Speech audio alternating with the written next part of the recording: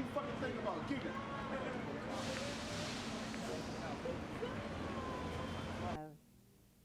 Tried to work together.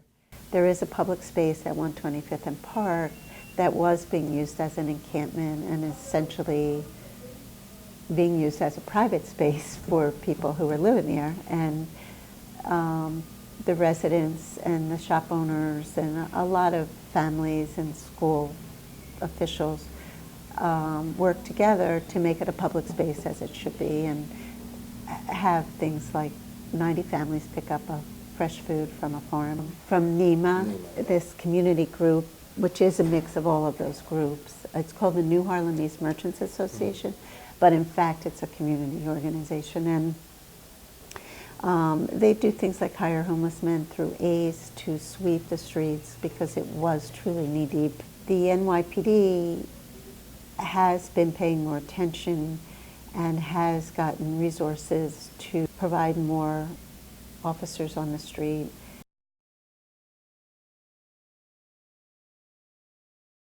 Bloomberg locked everybody up. It became a quality of life thing with him. Get them off the streets, lock them up. If they're sleeping in the subway, lock them up. If they're panhandling, lock them up. Everything became a quality of life. That's why homelessness was down when he was in office, because he locked everybody up. De Blasio, on the other hand, is not in favor of that quality of life thing. He's trying to make changes, so he claims, but it's still no difference. I know if you sit down with a piece of cardboard under you, you can be harassed by police. And I think that's foul because, like I said, there are people with physical conditions that can't walk very far. If there's no benches and no places to sit down, then that's what they have to resort to doing. And now they're looked at as criminals. Honestly, I got stopped last night by police, and they was just to bother you, harass. And as soon as I asked him for his badge number for harassing me, you want to go to jail? Now, that's exactly what he told me. This particular area has become known as a place where you can get what you want illegally or not. Maybe 4 or 5 bodegas that have sprung up that really cater to loose cigarettes, to that new drug called K2. But it really is a whole market that isn't the same market as for the residents who live here and the people who work here. And when you see someone on the street and they're nodding off, or they're unconscious, or they're sleeping, you don't really know whether they've come from a methadone treatment or they're just a drug user who came and got something here, or they live in a shelter. You really don't know, and it's probably people in one of those predicaments, and it's just not healthy. There's schools, 1 here, 2 there, just kids stepping over bodies.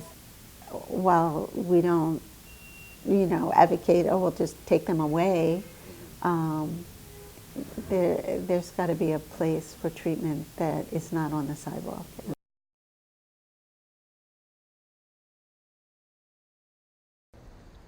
I don't know what the people's situation is. Maybe they can't get a job for whatever reason. Maybe they have legal issues or something. Maybe they just don't want to get a job. But when it comes down to it, a lot of them, the 125th in Lexington is the spot to go to when you have nothing to do. Smoking K2, breaking the law, ripping people off, trying to get money, trying to hustle, just doing illegal activities. That's why they got that police van there now. It's just to stop. There were people dying there. People smoking K2 and dying right on the block. And then the same people that were watching them die picked the same joint up and tried to smoke it. We're told by both city and state officials that there is no other community board out of the 60 community boards in Manhattan that has anywhere near the number of treatment slots, and it's just overwhelming to the community.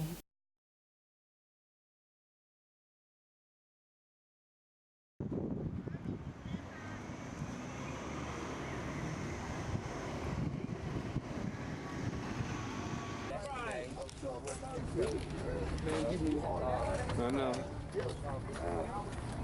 No, came through yesterday.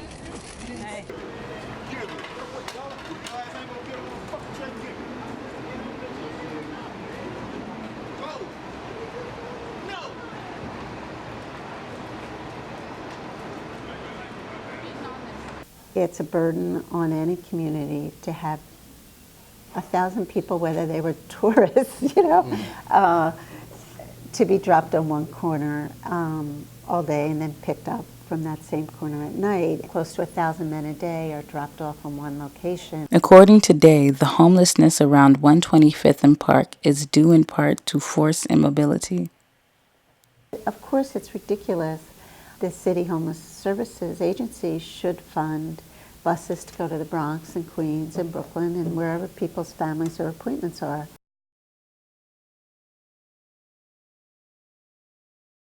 It costs money to have a bus go to different places, we understand, but we're constituents too, and we live here, and the MTA says to us, you're not our constituent. The only constituent for us is the person riding the bus. We don't care. They literally, the chairman of the MTA and various spokesmen for him have said, this community is not our constituency. We have advocated as a community that the shelters on Ward's Island, which are big facilities, incorporate more programs. There are computer labs there now that are unused. There's gyms that are unused, and we understand that through the City Council and the Speaker's office and the Mayor's office that they have in this budget funded more programs. Despite the new availability of certain services inside of shelters, many of the area's homeless elect to stay on the streets. Now I'm coming to the realization of what I'm living around. I don't want to be around. Like, really, it makes me sick to my stomach. The facilities are not here to make people happy. Ward's Island is a perfect example. They have different means set up to help people, and they don't fulfill their promises and things like that. They just, sign this paper, you go to welfare. Okay, welfare somewhat gives us a subsidy for you being here. And they don't go much beyond that. We give you a bed, okay, just make sure you sign in or you'll lose this bed or give it to somebody else. It's a means of just continue to receive subsidy.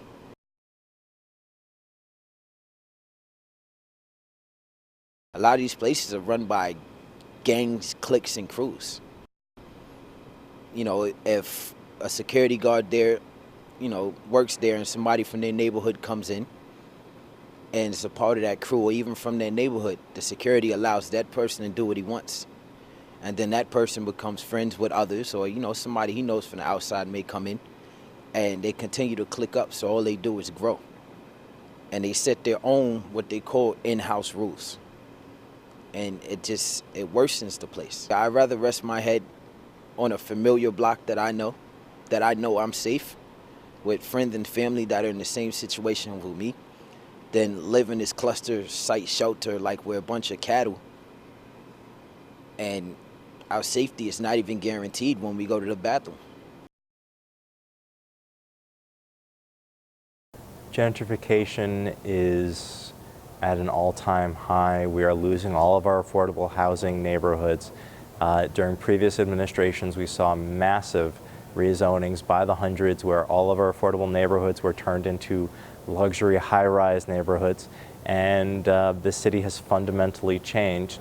And a symptom of that is the fact that we have increased homelessness.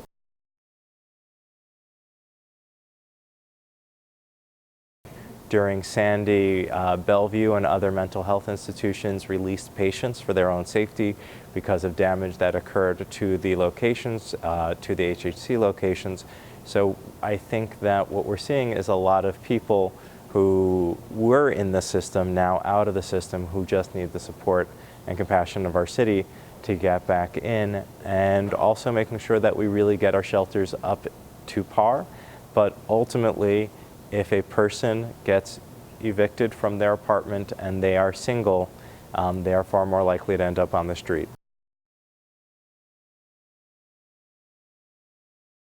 The family shelter system blew up in 1990, 1991, mainly because Dinkins was continuing the Koch policies, which were blown up under Koch as well.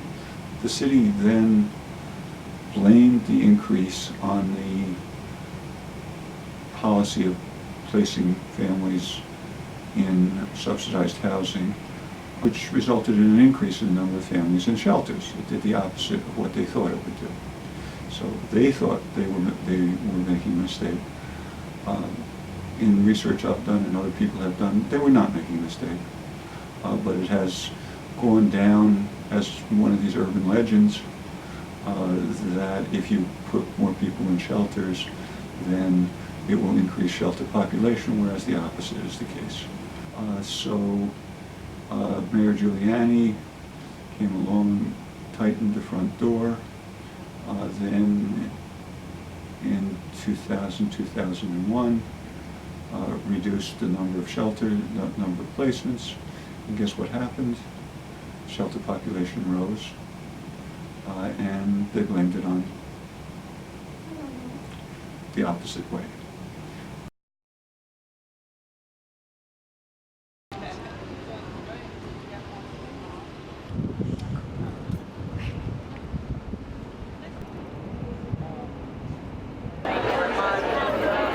I'm a firm believer that you cannot solve a problem as major as homelessness with one entity.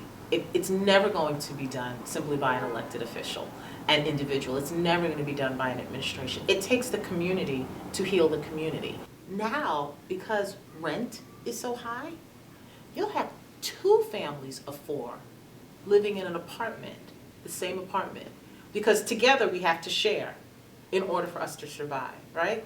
So Bloomberg didn't have those issues. De Blasio's facing them. Different issues, different challenges, different strategies, different responses. I think everyone's kind of playing the hand they're dealt. When unemployment goes through the roof, or when underemployment becomes an issue, again, I don't think they're turning a blind eye. I don't think the community is going to allow it. So we do our programs, but we get grants from government officials. They have ideas and they may have resources, but they still have to go through someone's hands. The mayor can't be the mayor and stand on 125th Street and hand out lunch. I need you to be in City Hall legislating. I need you to find funds. I need you to go to the state. I need you to go to the federal government and get money to come in. And these programs can be right where people need them.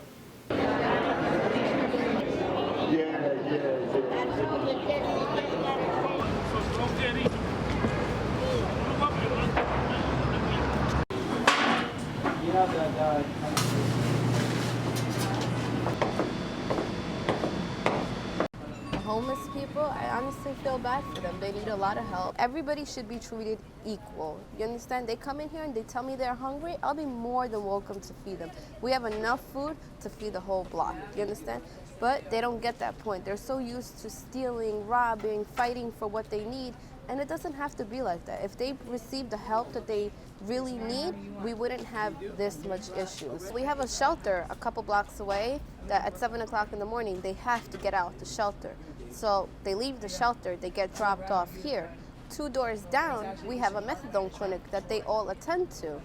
So, you know, between the shelter and the methadone clinic, you just don't know which one is more worse. The stealing is horrible, the fighting is horrible. I have 2 security guards for the store.